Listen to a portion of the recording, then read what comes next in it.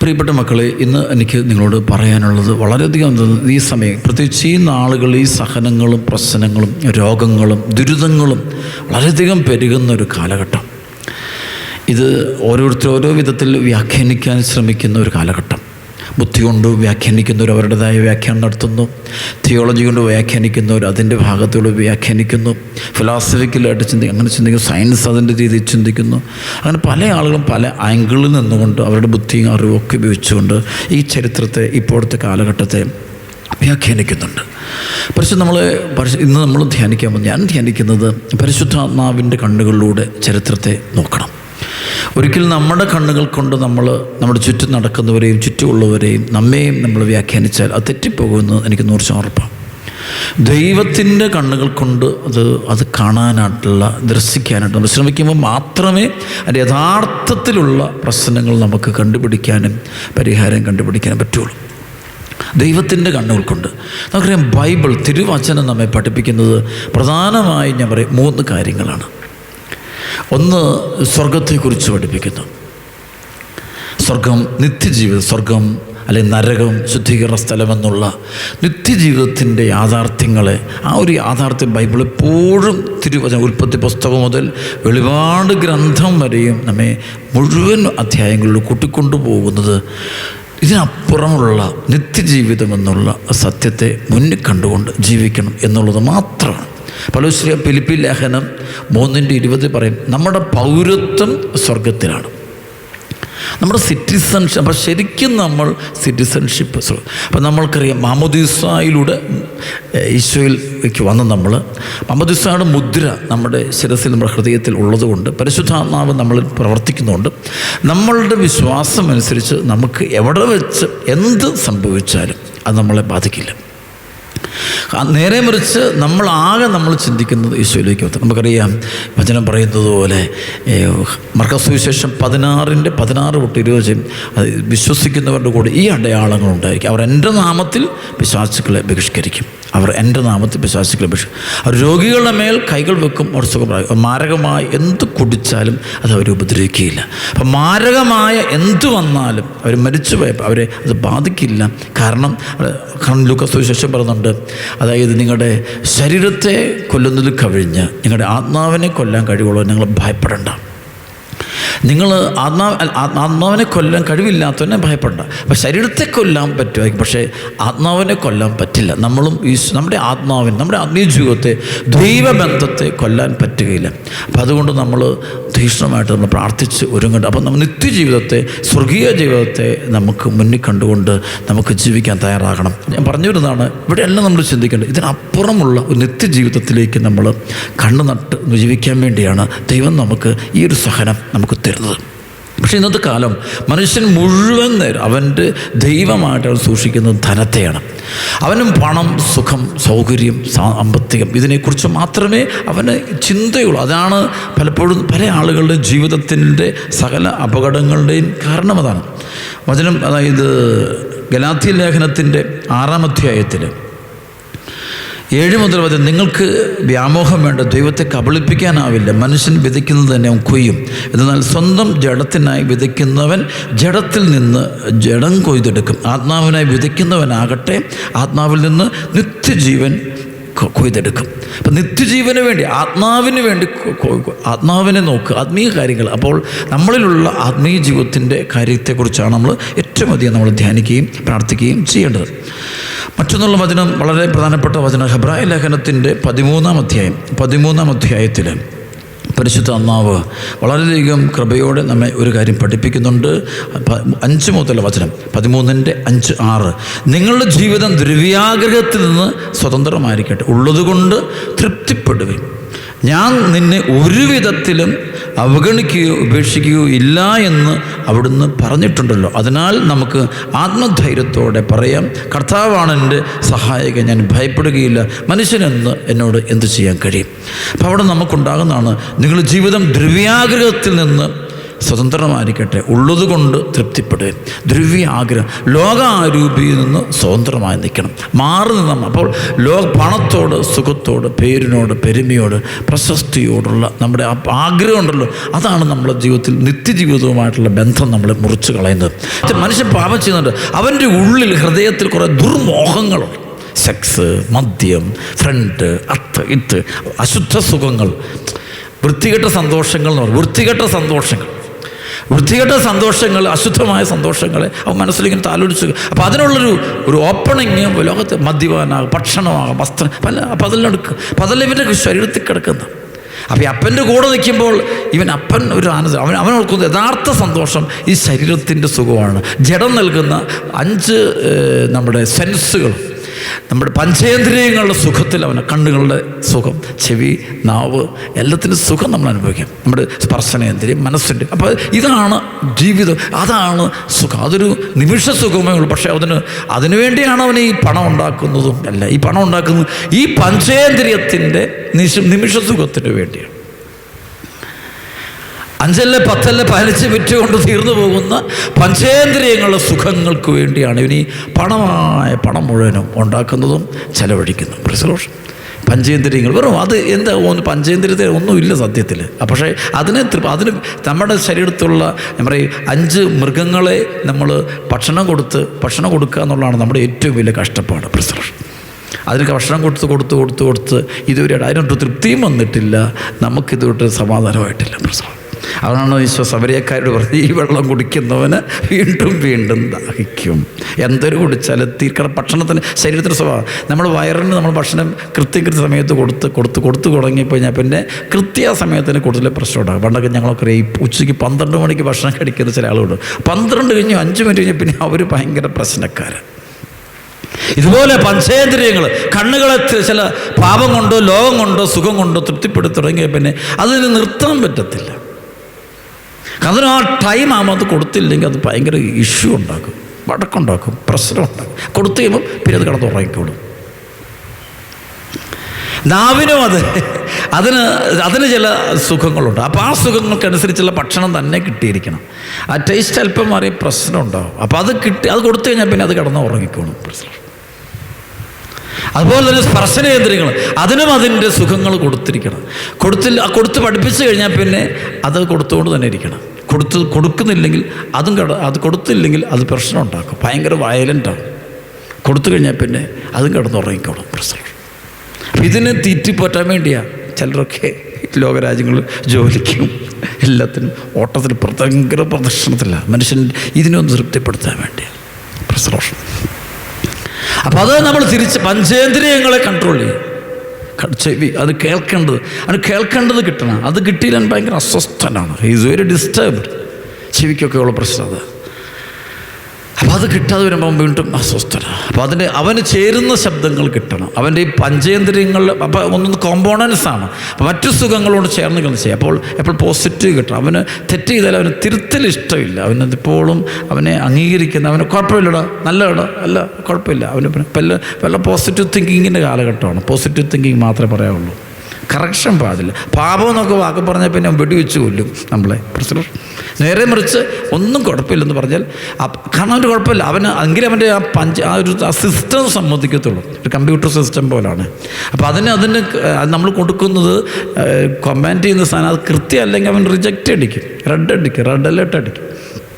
നേരെ അവന് കൃത്യസാധനം ഇട്ട് കൊടുക്കണം. കൃത്യസാധനം കൊടുത്താൽ മാത്രമേ. പാസ്വേഡ് അടിക്കുമ്പോൾ അതിനകത്ത് ഒരു പോയിന്റ് പോയി കഴിഞ്ഞാൽ പ്രശ്നമാണ്. അപ്പോൾ അത് മാറിപ്പോയപ്പോൾ ഇത് പാസ്വേഡ് ഇത് വർക്ക് ചെയ്യാൻ പറ്റത്തില്ല. പ്രശ്നം.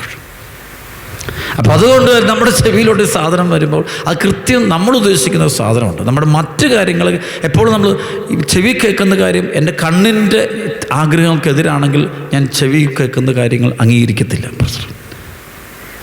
എൻ്റെ കണ്ണിൻ്റെ സ്വപ്നങ്ങൾ, ആഗ്രഹം, എൻ്റെ നാവിൻ്റെ തൃപ്തികൾ അല്ലെങ്കിൽ സ്പർശനേന്ദ്രിയങ്ങളുടെ താല്പര്യങ്ങൾക്ക് ഓപ്പോസിറ്റാണ് കേൾക്കുന്നതെങ്കിൽ പെട്ടെന്ന് അവന് ഭയങ്കര അസ്വസ്ഥനാണ്. ഇക്കനോട്ട്. കാരണം ജീവിക്കുന്ന തന്നെ മറ്റ് ഇന്ദ്രിയങ്ങളുടെ തൃപ്തിപ്പെടുത്തുക എന്നുള്ളതാണ് അവൻ്റെ അടിസ്ഥാന ലക്ഷ്യം, പൈശാചിക മേഖല. പ്രശ്നം.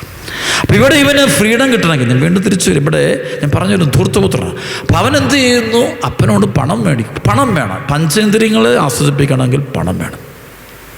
ആണ് പണം മനുഷ്യൻ്റെ വിരുദ്ധം. അതുകൊണ്ടാണ് അവനെ തന്നെ നിയന്ത്രിക്കാൻ പഠിച്ചാൽ അവൻ ദൈവത്തെ, ഇവിടെയാണ് ഈ പഞ്ചേന്ദ്രിയങ്ങൾക്കപ്പുറത്ത് ദൈവമെന്ന സത്യത്തിൻ്റെ, ദൈവ സാന്നിധ്യത്തിൻ്റെ ഒരു പഞ്ചേന്ദ്രിയങ്ങൾക്കപ്പുറത്തുള്ള ചിലപ്പോൾ 6ാം ഇന്ദ്രിയം എന്നൊക്കെ ചിലരൊക്കെ പറയും, 6th സെൻസ് എന്നൊക്കെ പറയും. അല്ല, അതിന് വേറൊരർത്ഥം ഞാൻ പറയും, ദൈവത്തിൻ്റെ സാന്നിധ്യം അനുഭവിക്കുന്ന ഒരു ഇന്ദ്രിയം, നമ്മളിലുള്ള ദൈവത്തെ അനുഭവിക്കുന്ന ഒരു ഇന്ദ്രിയം. അതാണ് കൃപ. That's grace. അപ്പോൾ ദൈവത്തെ അനുഭവിക്കാൻ പറ്റുന്നൊരു തലം നമ്മളിൽ ഉണ്ടായിക്കഴിഞ്ഞാൽ പിന്നെ ഇത് മുഴുവൻ ഡെഡായി പോകുന്നു. പിന്നെ ഈ പഞ്ചേന്ദ്രിയത്തിന് ഒന്നും കൊടുക്കണ്ട, അവൻ വെറുതെ കടന്നുറങ്ങിക്കോളും. ദൈവം എന്ന സത്യത്തെ അനുഭവിക്കാത്തവന് ഇതെന്തേരം കൊടുത്താൽ തൃപ്തിപ്പെടില്ല. അതാണ് ഈ വിശുദ്ധ saint John of the Cross, കുരിശിൻ്റെ വിശുദ്ധ യോഹന്നാനെ കുറിച്ച് പഠിക്കുമ്പം കാണാൻ പറ്റും. ആ മനുഷ്യൻ അന്ന് സഹനം, ഭയങ്കര സഹനം കൊടുക്കും. ദൈവം ഇവന് ഒരുപാട് സഹനം, പേട്ടയാണ്, എല്ലാവരും കുറ്റപ്പെടുത്തുന്നു, ശപിക്കുന്നു, ഇവൻ കള്ളനാണോ, നുണയനാണോ, ഉപദ്രവിക്കുന്നു, ഇവൻ വൃത്തികെട്ടവനാണോ ഒക്കെ പറഞ്ഞ് ഈ വിശുദ്ധ ജോൺ ഓഫ് ദ ക്രോസ്, കുരിശിൻ്റെ ഒരു യോഹന്നാനെ ഒരുപാട് പീഡിപ്പിക്കും.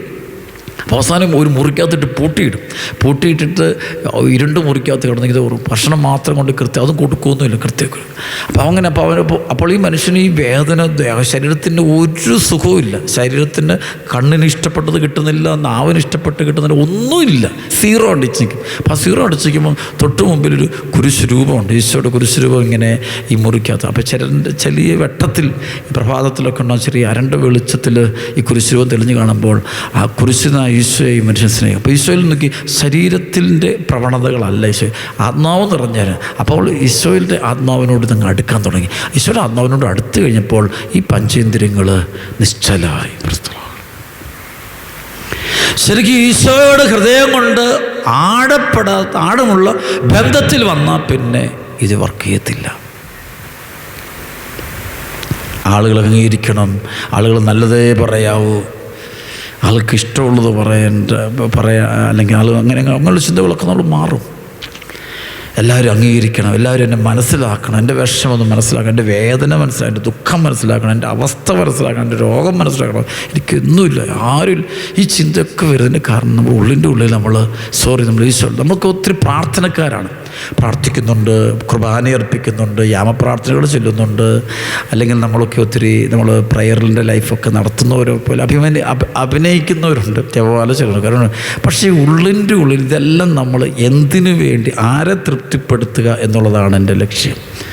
After all my intention is for what? My intention should not be to satisfy or to please my body, pleasures of the body and crises of this body. അപ്പോൾ ശരീരത്തിൻ്റെ ആഗ്രഹങ്ങളെ, മോഹങ്ങളെ തൃപ്തിപ്പെടുത്താൻ വേണ്ടിയുള്ള നെട്ടോട്ടത്തിൽ മനുഷ്യനുണ്ടാകുന്നതാണ് പാപം. അപ്പോൾ അവൻ ക്രൂരത ചെയ്യും, സ്വന്തം ഭാര്യയെ വേദനിപ്പിക്കും, ഭർത്താവിനെ വേദനിപ്പിക്കും, മക്കളെ വേദനിപ്പിക്കും, അച്ഛന്മാരെ വേദനിപ്പിക്കും, സമൂഹത്തെ വേദനിപ്പിക്കും, എല്ലാം വേദനിപ്പിക്കും. നമ്മളെല്ലാം വീഴ്ചയുണ്ട്. അപ്പോൾ ഈ നമ്മുടെ ഏതോ ഒരു സാധനം അത് കെട്ടടങ്ങാൻ വേണ്ടിയാണ് ദൈവം ചിലപ്പോൾ അപ്പോൾ ഞാൻ പറയും, ഇന്ന് ലോകത്തിലൊക്കെ നടക്കുന്ന ഈ പാൻഡമിക്കൊക്കെ വരുമ്പോൾ, ഈ പാൻഡമിക്കൊക്കെ നമ്മൾ പഠിപ്പിക്കുന്നത് അല്ലാതാണ്. അപ്പോൾ നമ്മളൊന്ന് മാറണം, ഉയർന്ന് ചിന്തിക്കണം, പ്രാർത്ഥിക്കണം. വീണ്ടും തിരിച്ചു വരിക. ധൂർത്തപുത്രൻ ആ പണം വാങ്ങിച്ചിട്ട് അവന് ഈ പണം മതി, അപ്പനെ ഉപേക്ഷിച്ച്, അപ്പൻ്റെ ദൈവബന്ധം പള്ളി വേണ്ട, നിരീശ്വരം, ഈ അപ്പനൊന്നും ശരിയല്ല. അപ്പം ഞാൻ അപ്പനേക്കാളൊക്കെ സന്തോഷം ഞാൻ ജീവിതത്തിൽ കാണിച്ചു തരാം. അപ്പോൾ അവൻ ഇറങ്ങി ഒറ്റ ഓട്ടം ഓടിപ്പോയി ഈ പണം കൊണ്ട് ഇവൻ എന്താ നേടുന്നുണ്ട്, കുറേ നേട്ടങ്ങൾ. ഒന്നവൻ കൂട്ടുകാരെ നേടുന്നു. ശരിയാ, പണം ഉണ്ടെങ്കിൽ ഒത്തിരി പേര് നമ്മുടെ കൂടെ നിൽക്കും. പക്ഷെ പണം തീരുന്ന അന്ന് ഈ കൂട്ടുകാരില്ല, അവനവൻ്റെ വീട്ടിലേക്ക് പോവുകയും ചെയ്യും. എന്നും ഓർത്തോണം. ഭക്ഷണ പാർട്ടികളൊക്കെ നിനക്കൊരു പ്രശ്നമുണ്ടാകുമ്പോൾ ഇവനാരും കാണില്ല. ശരിക്കുള്ളൊരു പ്രശ്നം വരുമ്പോൾ, നിൻ്റെ കുടുംബ പ്രശ്നമാകട്ടെ, വ്യക്തി പ്രശ്നം, രോഗം വരട്ടെ, അപ്പോൾ ഓരോരോ ഒഴുകൊഴു പറഞ്ഞു പോകുന്നത് കാണാൻ പറ്റും. ഞാൻ പണ്ട് ഓർക്കുന്നുണ്ട്, ഞാൻ അച്ഛനായി കഴിഞ്ഞപ്പോൾ ഒരിക്കൽ രോഗാവസ്ഥ ഞാൻ എൻ്റെ രൂപതയുടെ പ്രീസ്റ്റ് ഹോമിൽ ഞാൻ പോയി താമസിക്കാൻ പോകുമ്പോൾ, അപ്പോൾ അതിന് മുമ്പുണ്ടായിരുന്ന ഇടവക്കാർ ആദ്യം കേട്ടപ്പോൾ അച്ഛനോ സുഖമാണ് എന്ന് പറഞ്ഞിട്ട് ഓടി പള്ളി എന്നോട്.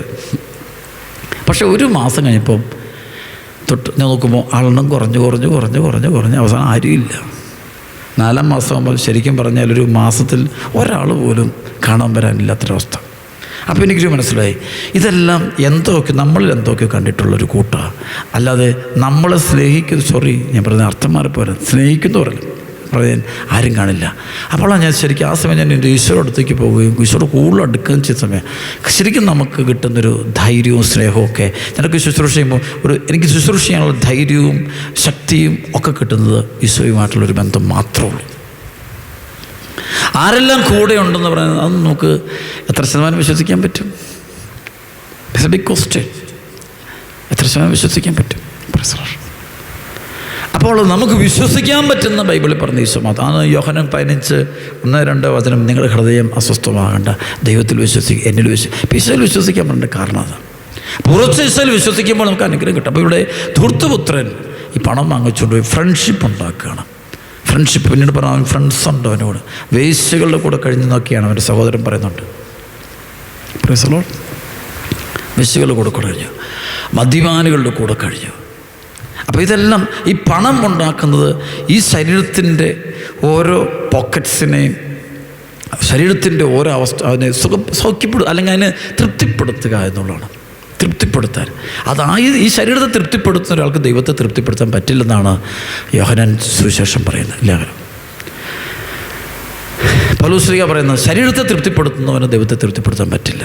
അതുകൊണ്ടാണല്ലോ 1 യോഹന്നാൻ 2:15-17 വചനം പറയേ, ലോകത്തെയോ ലോകത്തിലെ വസ്തുക്കളെയോ നിങ്ങൾ സ്നേഹിക്കരുത്.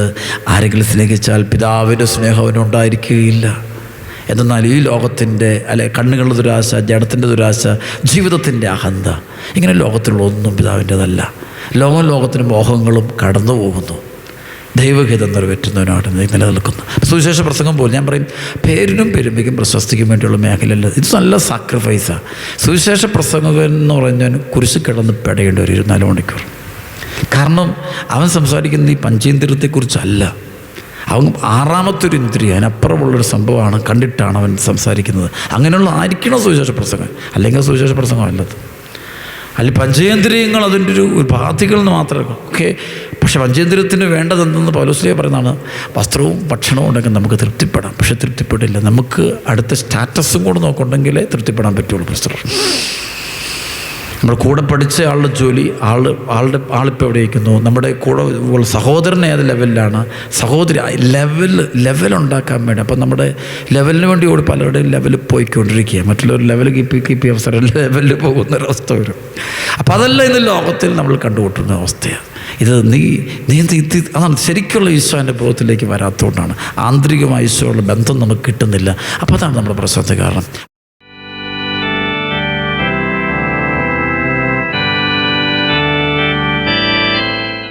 ദൈവമക്കളെ, നമ്മുടെ കർത്താവ്, ഉദ്ധിതനായ കർത്താവ് തിരുവോസ്തിയിൽ എഴുന്നള്ളിരിക്കുന്നു.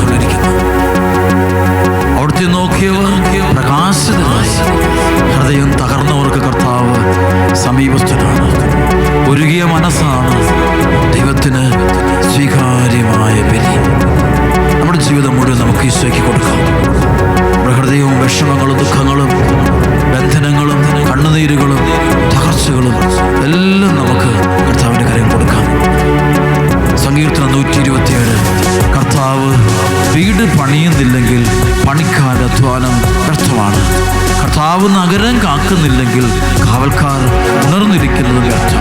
അതിരാവിലെ എഴുന്നേൽക്കുന്നതും വളരെ വൈകി കിടക്കാൻ പോകുന്നതും കഠിന പ്രയത്നം ചെയ്ത് ഉപജീവിക്കുന്നതും വ്യർത്ഥമാണ്. തൻ്റെ പ്രിയപ്പെട്ടവർ ഉറങ്ങുമ്പോൾ കർത്താവ് അവർക്ക് വേണ്ടത് നൽകുന്നു. തൻ്റെ പ്രിയപ്പെട്ടവർ ഉറങ്ങുമ്പോൾ കർത്താവ് അവർക്ക് വേണ്ടത് നൽകുന്നു. കർത്താവിൻ്റെ ദാനമാണ് മക്കൾ. ഉദരഫലം ഒരു സമ്മാനവും.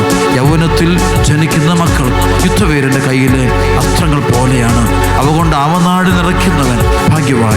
നഗരകവാടത്തിൽ വെച്ച് ശത്രുക്കളെ നേരിടുമ്പോൾ അവൻ ലജ്ജിതനാകേണ്ടി വരികയില്ല. കർത്താവിന് നമ്മുടെ ഭവനം കൊടുക്കാം, നമ്മുടെ സമ്പത്ത് കൊടുക്കാം, ജോലി സ്ഥലം കൊടുക്കാം, ബിസിനസ് സ്ഥാപനങ്ങൾ കൊടുക്കാം, കൃഷിയിടങ്ങൾ കൊടുക്കാം, പഠന പുസ്തകങ്ങൾ കൊടുക്കാം, നമ്മുടെ ആത്മീയ ജീവിതം കൊടുക്കാം. ഈശോയ്ക്ക് ജീവിതത്തിൽ 1ാം സ്ഥാനം കൊടുക്കാം. എല്ലാറ്റിനും കൂടി ഈശോയെ നമുക്ക് ഉയർത്തി നിർത്താം. ഈശോയെ നമുക്ക് ഉയർത്തി നിർത്താം. ഈശോയുടെ സാന്നിധ്യം ഏറ്റവരെ 2 കരങ്ങൾ ഉയർത്തിപ്പിടിച്ച് സ്തുതിക്കുന്നു. ഹല്ലേലൂയ, ഹല്ലേലൂയ, ഹല്ലേലൂയ, ഈശോയെ സ്തുതിക്കുന്നു, സ്തുതിക്കുന്നു, സ്തുതിക്കുന്നു.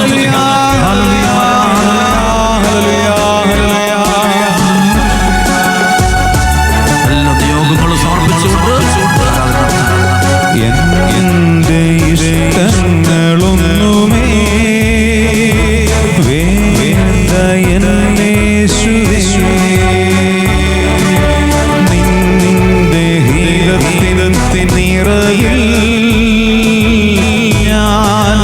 യേശു